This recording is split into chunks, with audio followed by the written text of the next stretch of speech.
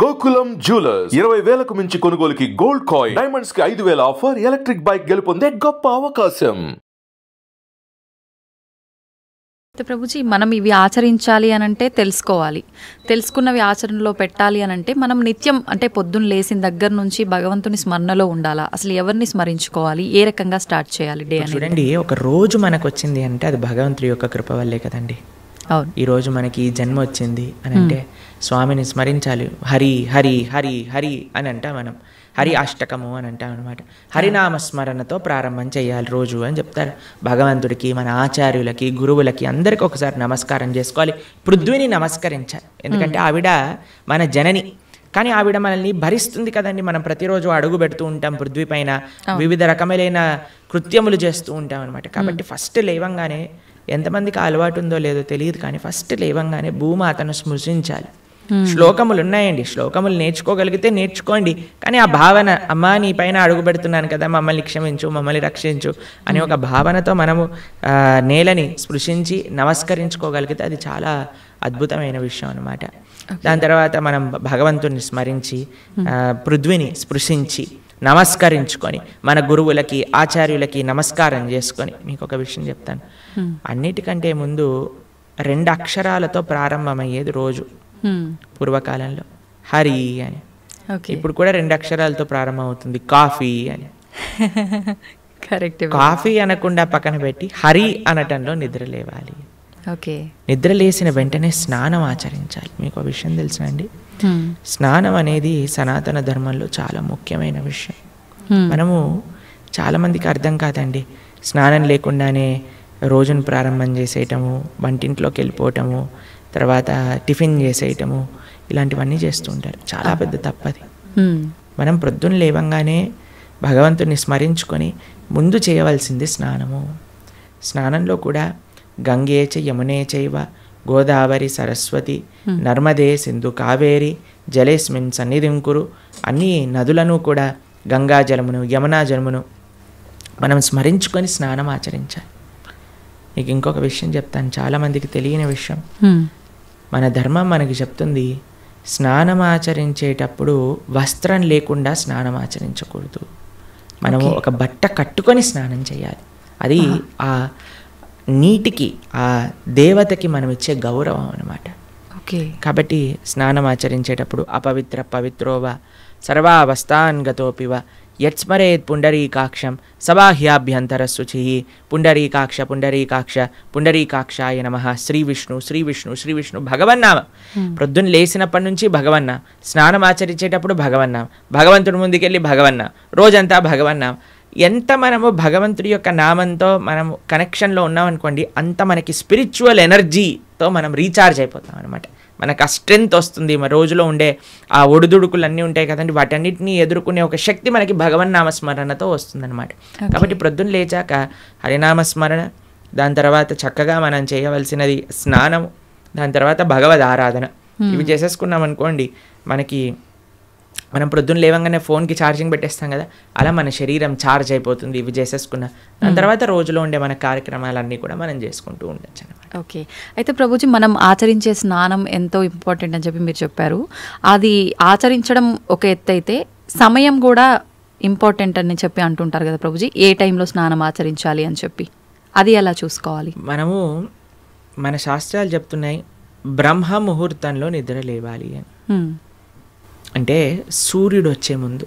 Okay, ఇప్పుడు మీకు ఒక విషయం చెప్తాను. మీ ఇంటికి ఒక గెస్ట్ వస్తున్నారు అనుకోండి, సరే ఈరోజు మీకు పండగ రోజు మీరు ఏం చేస్తారు? అరే ఈరోజు పండగ, త్వరగా లేవాలి, త్వరగా లేసుకొని కార్యక్రమాలన్నీ చేసుకొని నైవేద్యాలన్నీ తయారు చేసుకొని మనం త్వరగా ఈ పండుగని ముగించుకోవాలి, అమ్మవారి పూజ చేసుకోవాలని మీరు అనుకుంటారు, అవునా కాదా చెప్పండి?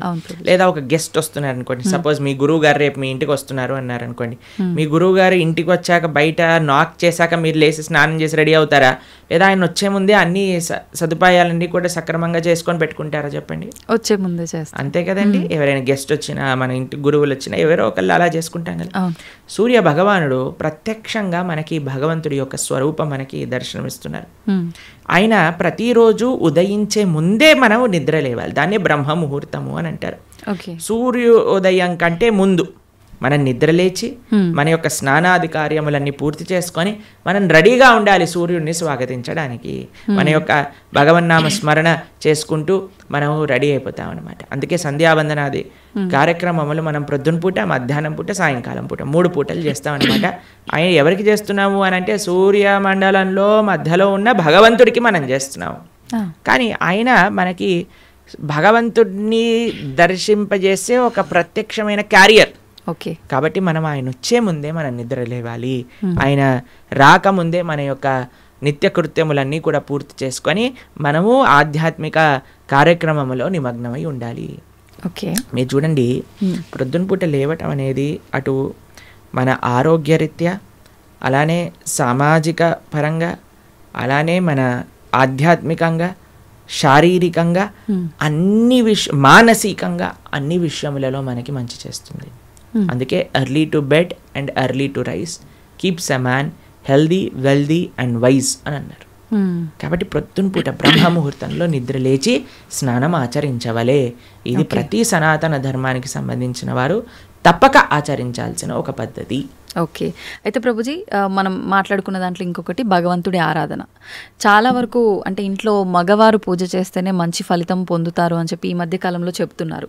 కానీ ఎక్కువగా ఆడవాళ్ళే పూజ చేస్తుంటారు. అసలు నిజంగా ఆడవాళ్ళే పూజ చేయాలా, మగవారు చేయొచ్చా? అసలు మగవారు చేయాల్సిన కార్యక్రమాలు ఏంటి ఆధ్యాత్మిక పరంగా? ఎవరిని ఎవరెవరు ఉద్ధరింపబడాలి అని అనుకుంటారో, ఎవరెవరికి భగవంతు అనుగ్రహం కావాలనుకుంటున్నారో వాళ్ళు చేయాలండి. మీకు విషయం చెప్తాను. ఒక మగవాడు పూజ చేసిన, ఆరాధన చేసిన, పుణ్యం చేసిన, పునస్కారం చేసిన దాంట్లో ఉండే 50% ఆడవారికి వెళ్తుంది. ఓకే, ఎంత? 50%. 50%. ఏదైనా పాపం చేశాడు అనుకోండి, దాంట్లో 1% కూడా ఆడవారికి రాదు. అదెలా ప్రభుజీ? మరి పుణ్యం అయితే పుణ్యం 50% వెళ్తుంది, పాపంలో వెళ్ళదు. ఓకే, స్త్రీ చేసిందనుకోండి పుణ్యం 1% హస్బెండ్కి రాదు, 100% ఆవిడ దగ్గరే ఉంటుంది. స్త్రీ ఏదైనా పాపం చేసిందనుకోండి, దాంట్లో 50% హస్బెండ్కి వెళ్తుంది. ఇది ఒక బంపర్ ఆఫర్ అనమాట, మన శాస్త్రాలు ఇచ్చింది. బాగుందా మీకు? బాగా అనిపిస్తున్నట్టుంది మీకు. శిల్ ప్రభుపాదుల వారు ఒక దగ్గర ప్రస్తావన చేస్తారు, everybody has to fly their own plane అంటారు. మనకి అంబరీష మహారాజు గారి వృత్తాంతంలో వస్తుంది. అయినా ప్రొద్దున లేవంగానే నిరంతరము కూడా భగవంతుడి యొక్క ఆరాధనలో, ఆయన చేతులన్నీ కూడా భగవంతుడి యొక్క పూజలో, పాదాలు భగవంతుడి యొక్క ఆలయ ప్రదక్షిణలో, మనసు భగవంతుని చింతించటం. సవై మన కృష్ణ పదార విందయో వాచాంసి వైకుంఠ గుణానువర్ణనే కరే హరేర్మందిరమార్జనాదిషు అని ఆయన యొక్క దినచర్య మొత్తం చెప్తారనమాట. ఇక్కడ వారి భార్య ఆరాధనకి నీళ్లు తెచ్చి తేవడానికి హెల్ప్ చేసినా సరే ఆయన అనేవారట, నా పూజ నేను చేసుకుంటాను, మళ్ళీ నీ పూజ నువ్వు చేసుకో. ఆయన అన్ని సదుపాయాలు సమకూర్చుకొని, ఎందుకంటే చూడండి భగవంతుడితో మనకుండే రిలేషన్షిప్ ఎక్స్ట్రీమ్లీ పర్సనల్ అండి. స్వామి మన తండ్రి, స్వామి మన తల్లి. ఇప్పుడు చూడండి మీకు ఒక విషయం చెప్తాను. మన ఇంట్లో ఎవరిదైనా పుట్టినరోజు ఉందనుకోండి, మనం ఏం చేస్తాం? ఒకసారి మాకు ఈ సంఘటన ఎదురైందనమాట. నేను మా తమ్ముడు కలిసి మా అమ్మగారికి గిఫ్ట్ ఇవ్వాలి అంటే, మా తమ్ముడు అన్నారు, నువ్వు నీ గిఫ్ట్ ఇవ్వు, నేను నా గిఫ్ట్ ఇస్తాను. ఎందుకంటే అమ్మకి నీ గిఫ్ట్ వేరే, నా గిఫ్ట్ వేరే. ఎందుకంటే మన ఇద్దరికి అమ్మ కదా, కాబట్టి అమ్మతో నాకుండే రిలేషన్షిప్ ఒకటి, మా తమ్ముడికి ఉండే రిలేషన్షిప్ ఒకటి, అంతేనా? అయితే మేమిద్దరం అనుకున్నాం, సరే నేను నాకు తోచింది నాకు ఇష్టం ఉన్నట్టుగా నేను చాలా బాగా పెయింటింగ్ చేసేవాడిని అనమాట, డ్రాయింగ్ చేసేవాళ్ళం అనమాట. అయితే నేను ఇచ్చేస్తాను, నేను ఏదో ఒకటి స్కెచ్ చేసిస్తాను అంటే మా తమ్ముడు అన్నాడు, నేను ఏదో ఒకటి తయారు చేస్తాను, ఏదో ఒక బొమ్మ లాంటిది ఏదో ఒకటి తయారు చేస్తాను, ఇస్తాము అని ఇద్దరం వేరు వేరు చేసి ఇచ్చామన్నమాట. అంటే ఎందుకు అని అంటే మనకి మన ప్రేమను వ్యక్తపరచుకునే మార్గం ఒకటి, ఒక ఇంట్రెస్ట్, ఒక టాలెంట్, ఒక way of expressing hour love ఉంటుంది, అంతే కదా. అలానే భగవంతుడితో కూడా ఒక భర్త తన కర్తవ్యం, అరే నేను భగవంతుడి యొక్క మార్గంలో, నాకు భగవంతుడు అవసరము, అందరికీ భగవంతుడు అవసరమే కదండి, ఆయన అందరికీ తండ్రి తల్లి పిత పరమాత్మ అందరికీ ఆయనే. కాబట్టి మనం ఎలా ఆలోచించాలి అని అంటే, ఒక హస్బెండ్ తన ఆరాధన తాను చేసుకోవాలి, ఒక వైఫ్ తన ఆరాధనలోకి సంబంధించిన విషయములని సమకూరుస్తుంది, వంట చేసిస్తుంది, పూలమాలలు కట్టిస్తుంది.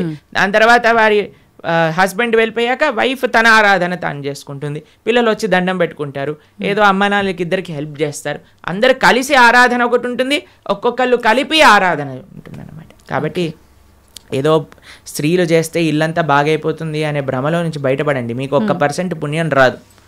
కాబట్టి జాగ్రత్తగా మీ పూజ మీరు చేసుకోండి, మీరు బాగుపడాలి అని అనుకుంటే. కాబట్టి పురుషులు తప్పకుండా ఆరాధన చేయాలి. పురుషులు ఆరాధన చేస్తున్నారు కదండి, స్త్రీలు వదిలేయకూడదు. పురుషుడు ఆరాధన పురుషుడికి, స్త్రీ ఆరాధన స్త్రీ, పిల్లల ఆరాధన పిల్లలకి, అందరికి. ఇప్పుడు చూడండి, ఇంటి పెద్ద తింటే మిగతా వాళ్ళందరికీ కడుపు నిండిపోతుందా? లేదు, ఎవరికి వాళ్ళు తినాల్సిందే, అంతే కదండి. మీరు అంటారు కదా, అయ్యా మీరు తినండి, అయ్యా మేము పర్వాలేదు, మీరు తింటే మాకు తిన్నట్టే అని అంటారా? లేదా మీ హస్బెండ్ వచ్చి అమ్మ నువ్వు తినేసేయి, నాకేం పర్వాలేదు, నువ్వు తింటే నేను తిన్నట్టే అంటారా? కాదు కదా. ఎవరెవరికి శక్తి కావాలంటే వారు వారు భోజనం చేయాలి. అలానే మనం కూడా మనకి శక్తి కావాలి, మనకి భగవంతుడి యొక్క కృప కావాలి అంటే మనం భోజనం చేస్తే ఎలా అయితే మనకి శక్తి వస్తుందో మనము ఆరాధన చేసుకుంటే అలా మనకి భగవంతుడి యొక్క కృప అనేది లభిస్తుంది. ఓకే ప్రభుజీ, చాలామంది ఏదైనా మంచి జరిగినా చెడు జరిగినా నా అదృష్టం బాగాలేదు, నా రాత ఇంతవరకే ఉంది, భగవంతుడు ఇలా రాశాడు అని చెప్పి అంటూ ఉంటారు. నిజంగా అంటే మన చేతిలో ఏముండదా, మనం చేసే పనులను బట్టి మన లైఫ్ని డిసైడ్ చేసుకోవడం? భగవంతుడు పుట్టినప్పుడే అవన్నీ డిసైడ్ చేసి ఇలా అని చెప్పి చూస్తాడా? మనకి ఒక సర్కమ్స్టెన్స్ ఇస్తాడండి భగవంతుడు. చాయిస్ ఎప్పుడు మన చేతుల్లోనే ఉంటుంది, మనం ఏం చేయాలి అని. ఫర్ ఎగ్జాంపుల్ మీకు ఒక విషయం చెప్తాను. ఒకరికి ఇల్లు రాసుంది, ఒకళ్ళ ఇల్లు మీకు మీ జీవితంలో కలుగుతుంది అని రాసుంటుందండి, కానీ ఆ ఇంట్లో ఏం చేస్తారనేది మీ చేతుల్లో ఉంది. ఓకే, ఇల్లు వస్తుందనే వరకు మాత్రమే మన చేతుల్లో ఉంది. ఇంట్లో ఏం చేస్తాం, మనం ఒక చక్కటి పూజ చేసుకుంటామా, పునస్కారం చేసుకుంటామా, లేదా 10 మందిని పిలిచి మందు పోసి డాన్స్లు వేస్తామా అనేది మన చేతుల్లో ఉంది. మీరు కానీ మంచి ఆరాధన చేసుకున్నారనుకోండి, ఆ పుణ్యాన్ని బట్టి మీకు నెక్స్ట్ ఏమవుతుందో రాసింది. లేదు మనం తప్పు చేసామనుకోండి, ఆ తప్పు బట్టి నెక్స్ట్ కర్మ ఏర్పడుతుంది అనమాట. What is return is what you will get. మనకేం వస్తుంది అని, దాంతో మనం ఏం చేస్తాము అనేది రాసలేదు, అది మనకు వదిలేశాడు భగవంతుడు. మన విచక్షణతో మంచి మనస్సుతో మనం దాన్ని ఆచరణ చేయాలి. అంటే మన చేతిలో ఉన్నట్టే, 100% మన చేతుల్లో ఉంది. ఇప్పుడు అంటుంటారు కదా, పరిస్థితులను బట్టి ఇంట్లో వాతావరణాన్ని బట్టే పిల్లల బుద్ధులు కూడా అని చెప్పి, ఇప్పుడు ఇది కూడా అలాగే భగవంతుడు మనకు ఒక ప్లాట్ఫామ్ ఇచ్చి వదిలేశారు, ఎలా అనేది మన చేతుల్లోనే ఉంది. ఇప్పుడు మీకు ఒక ఫోన్ ఇచ్చారనుకోండి, ఫోన్ ఇచ్చారు, ఫోన్తో మీరు ఏం చేయొచ్చు అనేది మీ చేతుల్లో ఉంది. ఒకళ్ళు ప్రవచనమైనా అయినచ్చు, లేదా పిచ్చి పిచ్చి సీరియళ్ళు సినిమాలైనా చూడొచ్చు. ఫోన్ రావటం మన చేతుల్లో ఉంది, దాంతో ఏం చెయ్యాలి మీ చేతుల్లో. ఇప్పుడు మీరేం చేస్తారు, పిల్లల్ని స్కూల్లో వేస్తారు, మంచి స్కూల్ చూస్తారు, అరే ఈ పిల్లలు మంచి చదువుకోవాలి, మంచి స్కూల్లో చదువుకుంటే వాళ్ళు మంచి మార్గంలోకి వెళ్తారు, కష్టమైనా ఏదైనా సరే కష్టపడైనా సరే వాళ్ళని మంచి స్కూల్లో జాయిన్ చేస్తారు. మంచి స్కూల్లో జాయిన్ చేశాక వాడు చదువుతాడా లేదా అనేది ఎవరిపైన నిర్ధారణ పడి ఉంటుందండి? వాళ్ళపైన. ఒక స్కూల్లో ఒక టీచర్ 10 మందికి ఒకటే రకంగా చదువు చెప్తుంది, కానీ ఒక్కొక్కరు ఒక్కొక్క విధానంగా చూసుకుంటారు. ఎందుకు? వాళ్ళ శ్రద్ధ బట్టి. ఓకే, అలానే మన జీవితంలో కూడా ఏమీ నీ దగ్గరకు వస్తుంది అనేది రాసి ఉంటుంది, దాన్ని ఎలా యూస్ చేస్తావు అనేది నీ చేతుల్లో ఉంది. ఓకే ప్రభుజీ, అంటే దీని ఆధారంగా తీసుకుంటే అంతా మంచిగా ఎక్కువ డివోషనల్ సైడ్ ఉండి అన్ని మంచి పనులు చేసి న్యాయంగా ఉన్న వాళ్ళు కూడా చాలామంది ఇబ్బందులు పడుతున్న వాళ్ళని కూడా చూస్తున్నాం కదా, మరి భగవంతుడు అలాంటి వాళ్ళకి ఎందుకు సపోర్ట్ చేయడంటారు? మీకు ఒక విషయం చెప్తాను, చాలా జాగ్రత్తగా ఆలోచించవలసిన విషయం. నిజంగా ధార్మికంగా, నిజంగా ఆధ్యాత్మికంగా ఉంటే వాడెప్పుడు నాకు ఇబ్బంది వచ్చిందని అన్నాడు. మీకు ఒక విషయం చెప్తాను. మా అమ్మమ్మ ఆవిడ పెద్దజీయర్ స్వామి వారి యొక్క శిష్యులు అనమాట. అయితే చాలా వృద్ధురాలు, 85 years దాటిపోయి ఉంటుంది. నడిచేటప్పుడు ఇలా వంగిపోయి నడుస్తారనమాట, మొత్తం ఇలా కిందికే చూస్తారు ఆల్మోస్ట్గా. చాలా ఆరోగ్యం అస్సలు బాగుండదన్నమాట.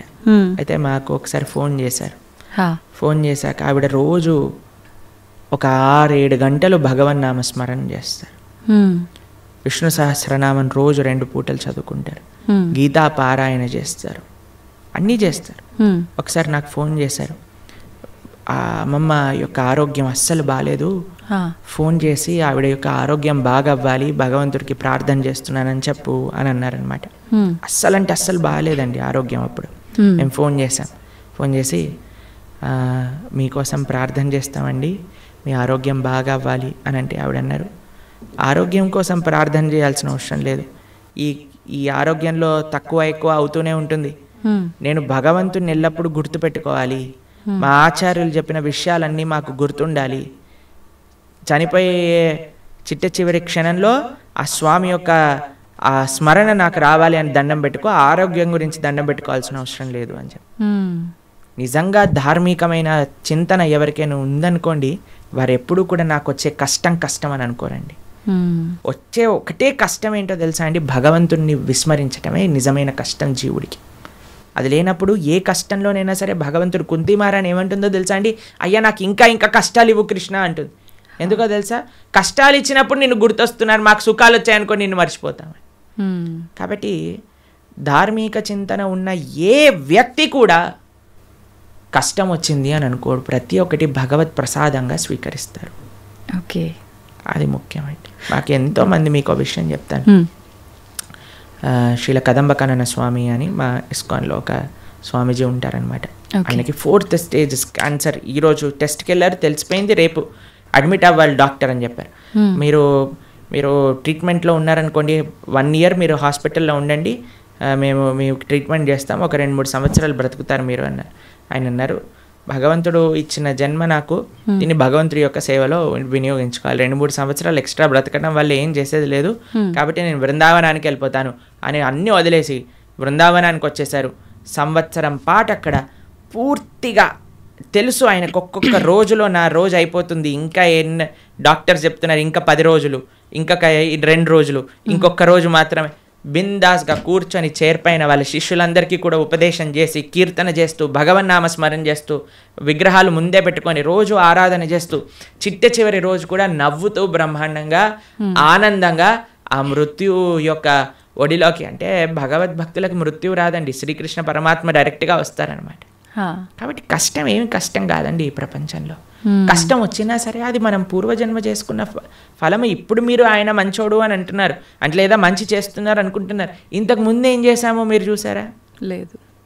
మనం ఇంతకు ముందు జన్మలో ఏం చేసుకున్నామో మనకు తెలియదు కదా. కాబట్టి కష్టం వస్తుంది అని అంటే అకారణంగా కష్టం ఎందుకు ఇస్తాడండి? భగవంతుడికి ఏం పని లేదా? ఆయన ఇక్కడ ఉన్నారు కదా హైదరాబాద్లో మూసాపేటలో, ఆయన కష్టం ఇవ్వండి కొద్దిగా చూద్దాం ఎలా బాధపడతాడో అని ఆయన ఏమన్నా పైన వైకుంఠం నుంచి ఆ పని చేస్తున్నారు చెప్పండి? లేదు. ఆయన ఎందుకు అంటాడండి ఎవరికైనా కష్టం తెప్పించాలి అని భగవంతుడు ఎందుకు అనుకుంటాడు చెప్పండి? ఇప్పుడు మీరు చూడండి, చిన్నపిల్లలు ఇప్పుడు నేను బాగా అల్లరి చేశారనుకోండి, రూమ్లో వేసేస్తారు, వేసేసి లాక్ పెట్టేస్తారు, లాక్ పెట్టేసి ఏడుస్తారనమాట పిల్లలందరూ చాలా. అమ్మాయి ఏమన్నా కావాల్సుకొని రే మా పిల్లవాడు బాగా ఏడుస్తున్నాడు అని ఆనందపడుతుందా అండి? ఎందుకు వేసింది రూమ్లో? తెలుసుకోవాలని, అల్లరి మానేయాలి, మంచిగా ఉండాలి బుద్ధిగా కదండి. అమ్మ ఒక కొట్టినా, ఒక మాట అన్నదా, తిట్టినా, రూమ్లో వేసినా, దేనికైనా సరే ఒక పనిష్మెంట్ ఎందుకు వస్తుంది? ఎందుకంటే మారి మంచి విషయములు తెలుసుకొని ముందుకెళ్తారేమో. భగవంతుడు కూడా మనకి ఏదన్నా ఇచ్చాడు అని అంటే, ఒక కష్టం ఇచ్చాడు అని అంటే, ఆ కష్టం నుంచి ఏం నేర్చుకోవాలి? Failures are stepping stones for success అని అంటారు. ఒక నష్టం జరిగినా, ఒక ఏదైనా సరే, అరే మనం ఇంకా ఇంకా ఇంకా భగవన్ నామస్మరణ ఎలా చేసుకోవాలి, భగవంతుడికి దగ్గరికి ఎలా అవ్వాలి. ఇప్పుడు మీకు ఒక విషయం చెప్తానండి. బృందావనంలో లాస్ట్ ఇయర్ మేము ఆ వీడియో చూస్తున్నాం అనమాట. యమునా నది మొత్తం పొంగిపోయి బృందావనం మొత్తం కూడా మునిగిపోయిందనమాట. అందరు షాపులలోకి, ఇంట్లలోకి, అన్నిట్లోకి నీళ్ళు వచ్చేసాయి మొత్తం కూడా. అయితే ఇంటర్వ్యూ చేసే వాళ్ళు వెళ్తున్నారనమాట. వెళ్తూ టీవీ ఛానల్లో వాళ్ళు ఏమనిపిస్తుందండి మీకు, ఏమనిపిస్తుందండి అంటే, ఓ బహుత్ మజా ఆ రహా హై, యమునా మహారాణి హమారే ఘర్ మే ఆ గయి హై అని ఆరతులు ఇస్తున్నారనమాట. వాళ్ళకి ఏమనిపించట్లేదు, వాళ్ళ సామాన్లు కొట్టుకుపోయాయి, వాళ్ళ షాప్ పాడైపోయిందని, యమునా మహారాణి హమారే ఘర్ పధార్ రహీ హై, యమునా మహారాణి హమారే షాప్ మే ఆ గయి హై, అందరు కీర్తన పెట్టుకొని డాన్స్ వేస్తున్నారు అనమాట. చూడండి, అదే మన ఇంట్లో నీళ్ళు వచ్చాయనుకోండి, ఈ గవర్నమెంట్ గలీజ్ది, ఇది ఇట్లా అయిపోయింది, అది అలా అయిపోయింది అని మనం ఏడుస్తూ ఉంటాం. చూసే విధానం అండి జీవితంలో. ఒకటి కష్టం వచ్చినా నష్టం వచ్చినా భగవత్ ప్రసాదంగా ఉన్నాం అనుకోండి, ఏం పెద్ద కష్టం లేదు. కానీ పరమాత్మ ఎవరికి కష్టం ఇవ్వాలి అని అనుకోరు. మన యొక్క పూర్వజన్మ ఫలితం మనకు ఒక విధంగా వచ్చిందనుకోండి, దాన్ని స్వీకరించాలి. తండ్రి ఐ అక్సెప్ట్ అని ముందుకెళ్ళాలి. ఓకే ప్రభుజీ, ఇప్పుడు మీరు చెప్పినట్టుగా అమ్మమ్మ గారి విషయం అయితే కానీ, గురువు గారి విషయం ఒకటి చెప్పారు, అదైతే ఏంటి, ఇప్పుడు యమునా నది గురించి చెప్పింది. ఇంత ప్రశాంతంగా కష్టం వచ్చినా ఇది కష్టం కాదు, అది కూడా భగవంతుడి కృపే, ఆయన అనుగ్రహమే అని చెప్పి దాన్ని సుఖంగా భావించాలి అని అంటే నిజంగా అసలు అంత ఈజీగా ఎలా సాధ్యపడుతుంది? ఈ కుటుంబ జీవనంలో ఉన్న వాళ్ళకి ఇదంతా ఎంత ఆధ్యాత్మికంగా ఉన్నా సాధ్యపడుతుంది అంటారా? చెప్పిన వాళ్ళందరూ కుటుంబ జీవితం ఉన్నారు, కానీ ఎక్కడో కొంతమంది, అందరికీ అలా సాధ్యపడాలంటే చాలా ఈజీ అండి. భగవంతుడి పైన నమ్మకం ఉండాలి, అంతే, ఇంకేం అవసరం లేదు. ఇప్పుడు మీకు ఒక విషయం చెప్తానండి. మీ డాటర్స్ ఉన్నారు, మీ డాటర్స్కి మా అమ్మ నాన్న నాకు చేసింది మంచి అని అనుకుంటే మీరు ఏమన్నా సరే వాళ్ళు యాక్సెప్ట్ చేస్తారు, మీ మాట వింటారు. వాళ్ళు అనుకున్నారనుకోండి, మా అమ్మకి ఏం తెలుసు నా గురించి, నాకు బాగా తెలుసు, నాకు ఏది మంచో ఏది చెడు అని అంటే మీరు ఏమంటారండి మీ పిల్లల్ని చూసి? అరే ఇంత చిన్న పిల్లలు రా, మీకేం తెలుసు మంచి చెడు అంటే ఏంటో, అదే అనుకుంటాం కదా. కాబట్టి మనకి ఎలా తెలుస్తుందండి మంచి అంటే చెడు అంటే ఏంటి అని? అరే భగవంతుడి పైన, అరే భగవంతుడికి తెలియదు ఉంటుందా చెప్పండి? లేదు. స్వామి మనల్ని సృష్టించిన వ్యక్తి, ఆయనకి తెలియదా అండి మనకి మంచేది చెడేది అని? ఆయన పైన నమ్మకం ఉండాలంతే. స్వామి మారోబి రాకోబి, నువ్వేం చేసినా నాకు మంచి చేస్తావు, నమస్కారం అనండి, అంతే. ఇంకా ఏం జరిగినా సరే మనం దాన్ని తీసుకోగలము. ఆ భక్తి, ఆ శరణాగతి భగవంతుడి పైన ఉండాలంతే. ఓకే ప్రభుజీ, మన హిందూ ధర్మం విషయానికి వస్తే కొన్ని కోట్ల దేవతలు రకరకాల రూపాలుగా ఆరాధిస్తారు. ఎందుకని? భగవంతుడు ఒక్కడే కదా, ఇన్ని రూపాలుగా ఎందుకు ఆరాధించాలంటారు? భగవంతుడు ఎన్నో రూపాల్లో లేడండి, భగవంతుడు ఒక్కడే. గోవిందం ఆది పురుషం తమహం భజామి. ఆ స్వామి ఇప్పుడు చూడండి, మన కంట్రీ తీసుకున్నాం అనుకోండి, ఒక ప్రైమ్ మినిస్టర్ ఉంటాడు. ఆ ప్రైమ్ మినిస్టర్ యొక్క క్యాబినెట్లో మిగతా మంత్రులు ఉంటారనమాట. ఆ మంత్రుల యొక్క ఆఫీస్లో చాలా మంది పనిచేస్తూ ఉంటారు. ఇదంతా కలిపి మనం ఒక గవర్నమెంట్ అంటాం, అంతేనా? అలానే భగవంతుడు ఒక్కడే ఉంటాడు, ప్రైమ్ మినిస్టర్ ఒక్కడే ఉన్నట్టుగా భగవంతుడు ఒక్కడే ఉంటాడు. ఆయన యొక్క మినిస్ట్రీలో చాలా మంది మంత్రులు ఉంటారనమాట. ఒకడు వాటర్ డిపార్ట్మెంట్, వరుణుడు చూసుకుంటాడు. తర్వాత హోమ్ మినిస్ట్రీ ఇంద్రుడు చూసుకుంటాడు. లేదా మెయింటెనెన్స్ ఒక డిపార్ట్మెంట్, డిస్ట్రక్షన్ ఒక డిపార్ట్మెంట్, ఫైర్ ఒక డిపార్ట్మెంట్, ట్రెజరీ, ఫైనాన్స్ ఒక డిపార్ట్మెంట్. అట్లా ఒక్కొక్క దేవత దగ్గర ఒక్కొక్క డిపార్ట్మెంట్ ఉంది. దాని కింద చాలా మంది పనిచేస్తూ ఉంటారు. కానీ స్వామి ఏం చేస్తుంటారు? స్వామి ఇవన్నీ పట్టించుకోడండి పెద్దగా. స్వామి యొక్క పాదాలకు ఉండే ఒక ధూళి యొక్క కణం యొక్క కాంతి ప్రపంచాన్ని మొత్తం నడిపించేది, అంత శక్తి భగవంతుడి దగ్గర ఉంది. భగవంతుడు ఏం చేస్తాడు? కేవలం తన భక్తులతో తాను లీలలు చేస్తూ ఉంటారనమాట. తన భక్తుల యొక్క ప్రేమను ఆస్వాదన చేస్తూ ఉంటారు. స్వామి పెద్దగా సృష్టి చేసి పద ఈరోజు భూమిని సృష్టి చేద్దాం, పద ఇక్కడ ఇది చేద్దాం అది చేద్దాం, ఆయన ఏం పట్టించుకోడు. ఆయన తన భక్తులు ఎక్కడెక్కడ ఎత్ర గాయంతి మద్భక్త తత్ర తిష్టామి నారద, తన భక్తులు రక్షించుకోవడానికి, తన భక్తుల్ని కాపాడుకోవడానికి, తన భక్తుల యొక్క ప్రేమను స్వీకరించడానికి స్వామి చేస్తుంటారు. మిగతావన్నీ ఆయన సిస్టమ్, ఒక సిస్టమ్ పెట్టేశారనుకోండి, ఆ సిస్టమ్ నడుస్తూనే ఉంటుంది. అలా భగవంతుడి యొక్క మినిస్ట్రీలో ఎంతో మంది దేవతలు ఉన్నారు. ఆ దేవత ఆ పని చేస్తూ ఉంటుంది. భగవంతుడు ఒక్కడే, దేవతలు చాలా మంది. దేవతలందరూ కూడా భగవంతుడి కింద ఆయన యొక్క సేవ చేస్తూ ఉన్నారనమాట. అది విశేషం. ప్రభుజీ, పుట్టుక చావు ఈ రెండు సృష్టి ధర్మం అందరికీ తెలిసిన విషయమే. పుట్టినప్పుడు ఎంతైతే సంతోషపడతామో మరణం సంభవిస్తుంది అని తెలిసినప్పుడు అంతే ఎక్కువగా బాధపడతాం. అయితే కొంతమందికి ఇందాక మీరు చెప్పినట్టుగా ముందే డాక్టర్లు డిసైడ్ చేస్తారు ఇన్ని రోజుల కంటే ఎక్కువ బ్రతకరని. అలాంటి సందర్భాల్లో కూడా అసలు వాళ్ళు ఆ న్యూస్తో ఎక్కువ ఇబ్బంది పడి తొందరగా పోయే వాళ్ళు కూడా ఉన్నారు. అసలు వీటన్నిటి గురించి భగవద్గీతలో ఏం చెప్తారు? ఎవరికైతే తన పైన కాన్ఫిడెన్స్ లేదో వాడు భయపడాల్సిందే కదండి. మనం చేసిన పాపాలు, మనకుండే అనుబంధాలు ఎక్కువ ఉన్నాయనుకోండి, ఆ జీవుడు చాలా కష్టపడతాడు పోవడానికి. ఇప్పుడు అందరికీ భయం ఏంటండి? చావే కదా భయం. రోగం రాకూడదు, తర్వాత ముసలి వాళ్ళు అవ్వకూడదు, అందుకే కదా ఎక్కడొచ్చిన ఒక వైట్ హెయిర్ వచ్చేసిన పెయింట్ వేసేస్తాం. దాని తర్వాత మిగతా అన్ని మేకప్ డిపార్ట్మెంట్లు ఇవన్నీ ఎందుకు ఇంత ఫ్లరిష్ అవుతున్నాయంటే జనాలకి ఒకటే ముసలితనం వద్దు, రోగం వద్దు, చావద్దు. ఈ మూడింటిని తప్పించుకోలేము. ఇదే జీవితం అంటే. ఎంత మనం కవర్ వేసినా, ఎంత మనం ఏది చేసినా సరే మన యొక్క ఆ వయస్సు ముందుకు వెళ్ళిపోతూనే ఉంటుందండి. మనకి రోగగ్రస్తుని అవ్వాల్సిందే. కోటీశ్వరుడికి కరోనా రాదు, లేదండి మేము జస్ట్ మిడిల్ క్లాస్కి వస్తామంటుందా? అది ఎవరికైనా వస్తుంది, కంపల్సరీ బాధపడాల్సిందే. అందుకే ఈ ప్రపంచం అంటారు, ఈ ప్రపంచంలో అన్నిటినీ అడ్జస్ట్ చేయడానికి చూడకు అని అంటారు. జన్మ మృత్యు జరా వ్యాధి దుఃఖ దోషాను దర్శనం. ఈ దుఃఖములు అనేవి ప్రతి ఒక్కరికి ఈ ప్రపంచంలో ఉంటాయి. మనం ఆలోచించవలసింది ఏంటి అని అంటే, అరే ఈ దుఃఖాలే రాకుండా దీన్ని ఆపాలని ప్రయత్నం చేయక ఇది వస్తూనే ఉంటాయి, కానీ దీనికి పర్మనెంట్ సొల్యూషన్ ఏమిటి? ఇప్పుడు మీకు ఒక విషయం చెప్తాను. కొన్నిసార్లు శరీరం పైన పుండ్లు వస్తాయి, బాయిల్స్ అని అంటారు.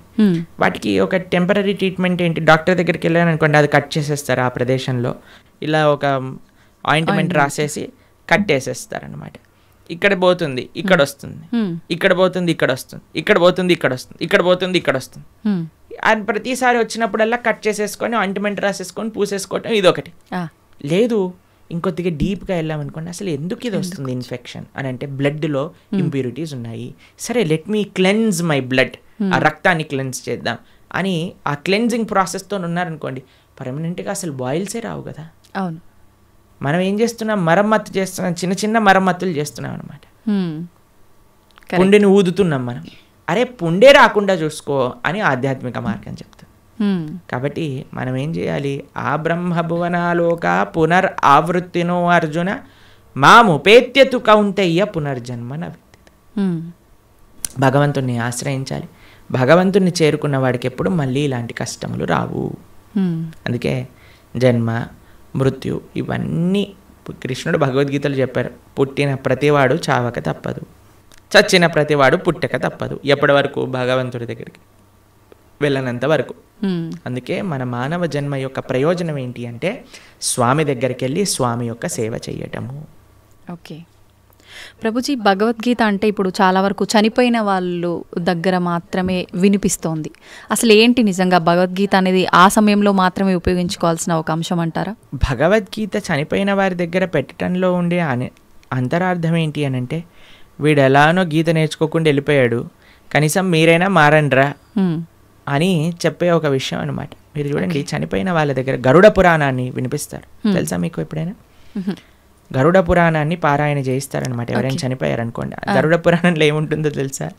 నరకాలు ఎలాంటివి, ఎవరెవరు ఏ ఏ నరకానికి వెళ్తారు, ఏ ఏ తప్పులు చేయటం వల్ల ఆ నరకంలో ఏ ఏ శిక్షలు అనుభవించవలసి వస్తుంది అనేవన్నీ కూడా గరుడ పురాణంలో చెప్పున్నారనమాట.